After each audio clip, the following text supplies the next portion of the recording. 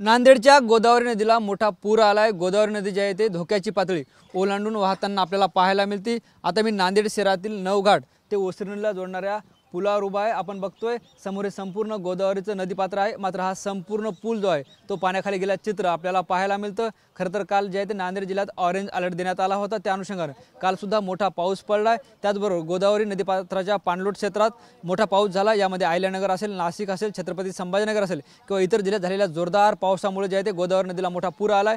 विष्णुपुरी प्रकल्पाचे तब्बल 16 दरवाजे उघडण्यात आलेत आणि त्यामुळे गोदावरी नदीपात्रात जे आहे ते 2,98,000 क्युसेक्स वेगाने जे ते पाण्याचा विसर्ग सुरू आहे। आपण बघितलं तर गेल्या 16 वर्षापासून अशी परिस्थिती नांदेडमध्ये निर्माण झाली नव्हती। त्यानंतर जे आहे ते अशा प्रमाणे मोठ्या प्रमाणात 16 गेट विष्णुपुरी प्रकल्पाचे सोडण्यात आले आहेत। त्यामुळे जे आहे ते गोदावरी नदीने असं रुद्र रूप धारण केल्याचं चित्र आपल्याला पाहायला मिळतं। नांदेड शहरातील अनेक भागात पाणी शिरले, त्यामुळे लोकांचे संसारोपयोगी साहित्य सुद्धा या पाण्यामुळे खराब झाले। तर ग्रामीण भागात हजारो हेक्टरवरील लाखो हेक्टरवरील शेती पिकाला याचा फटका बसलाय आणि पाण्याची पातळी जी आहे त्यात आपल्याला वाढताना पाहायला मिळते।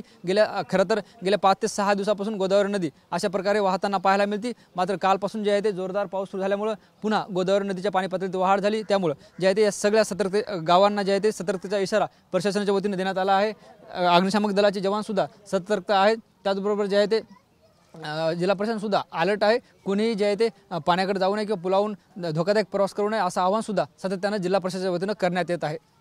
कॅमेरा पर्सन अनिकेत दहातोंडेसह ज्ञानेश्वर लोंढे, TV9 मराठी, नवघाट, नांदेड।